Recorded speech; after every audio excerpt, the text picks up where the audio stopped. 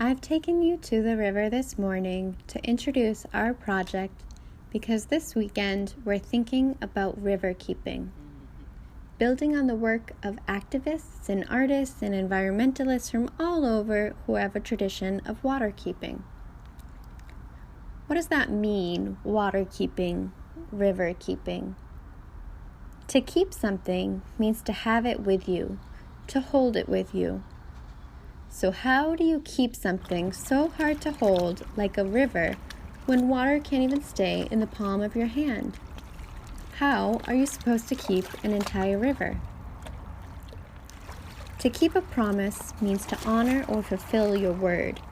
To be a keeper of something means to tend to or to protect. So like a lighthouse keeper who makes sure the lighthouse is maintained and loved. So maybe we can be water keepers or river keepers by honoring and respecting the rivers we love and remembering their vitality. That is, the power they have to nourish our lives, their vitality. I feel incredibly lucky to live close to the Hudson River. In these times, I'm able to visit the river very early in the day or on cold days when there aren't many people out and I'm able to keep a healthy distance. The Hudson River is a tidal estuary. It is where salt water meets fresh water. The river ebbs and flows with the ocean tide, and I feel so connected to the vast Atlantic when I stand by the Hudson. I am reminded that eels migrate through this river before they return to the Bahamas. I am reminded of the power of estuaries to filter out harmful substances and to make sure all of the teeming, biodiverse life in this river is kept in clean, safe water. As much as I love the Hudson River and am reminded of the river's powers, I'm also saddened by its treatment. The Hudson River is an endangered river.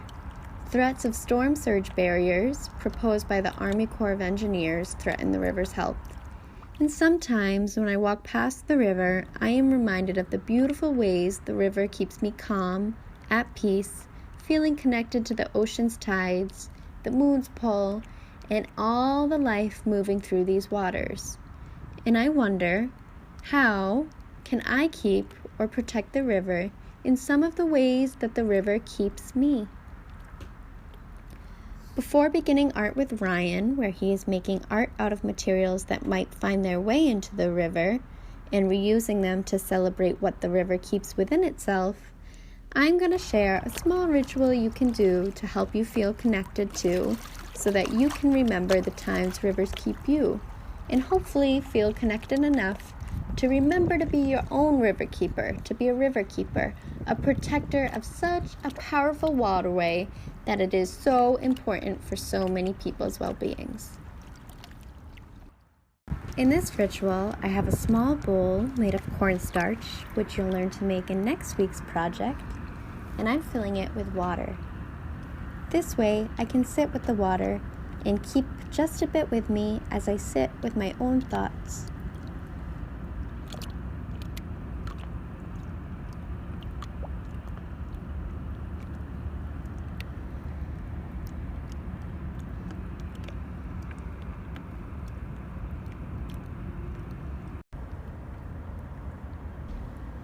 If you don't have access to a river or a creek, you can absolutely do this with water that comes from your faucet.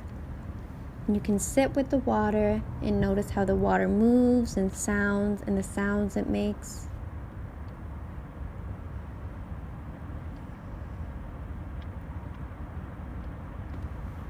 You'll then return the water to its source.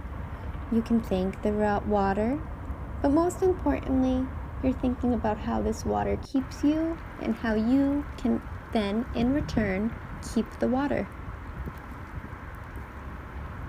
So thank you so much for joining me in learning how a river keeps us and how we might be river keepers ourselves. Ryan will now share how he is a river keeper through celebrating the brilliance of an estuary.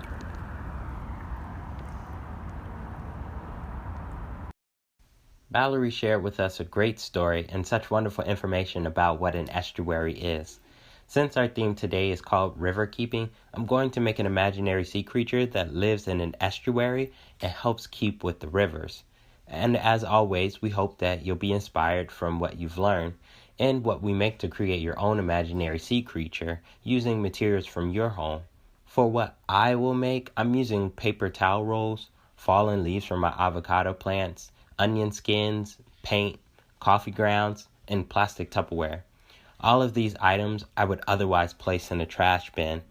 Now, I've used a few of these items for art making in previous videos, but two items that I haven't used and am excited to incorporate are the onion skins and plastic Tupperware. Onion skins have a rich copper orange color.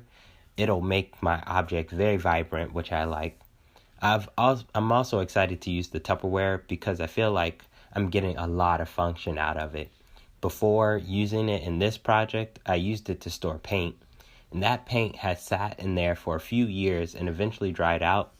And in my previous depth and distance video, Roots and Routes, where I made artwork, I peeled out the dry paint and used it to make art.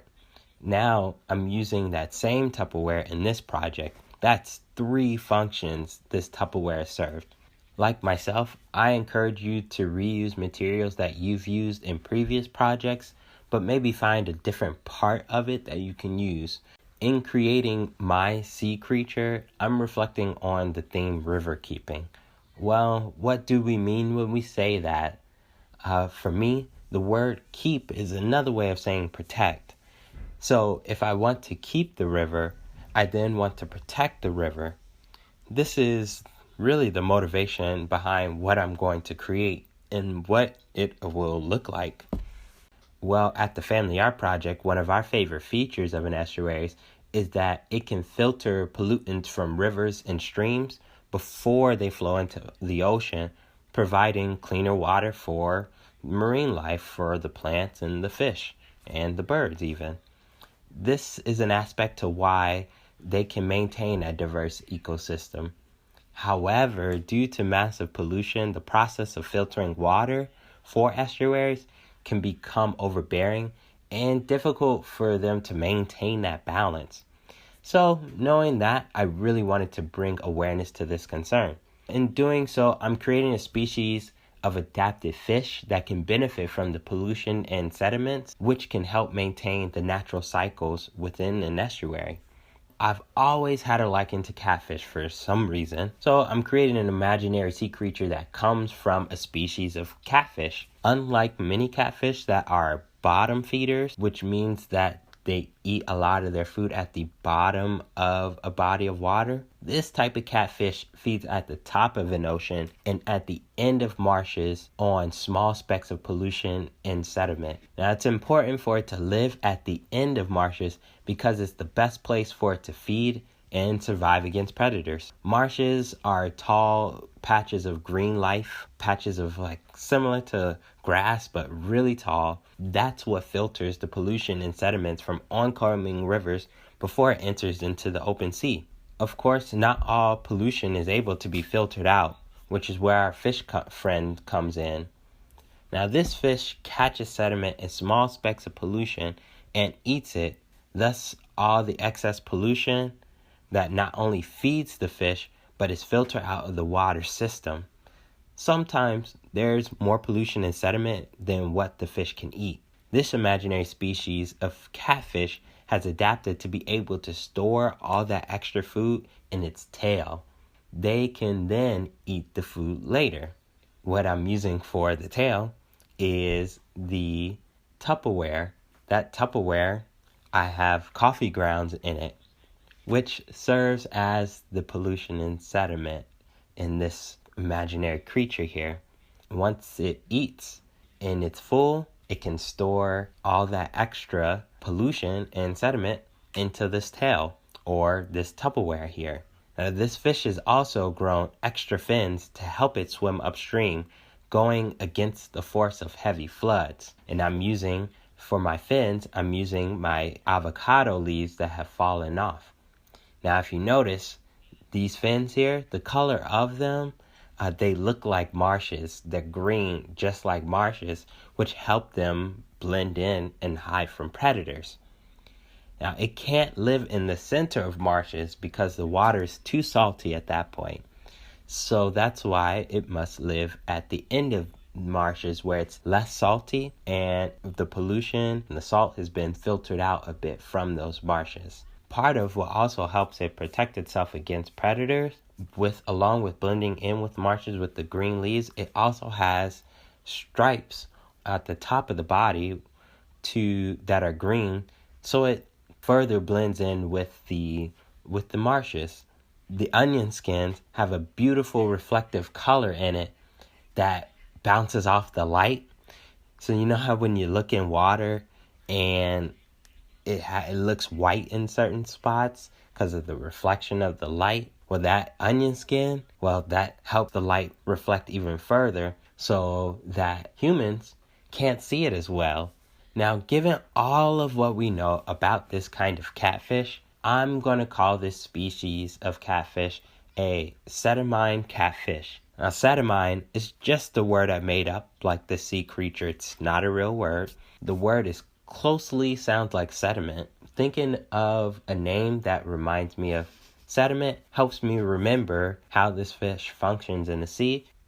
And now we're finished.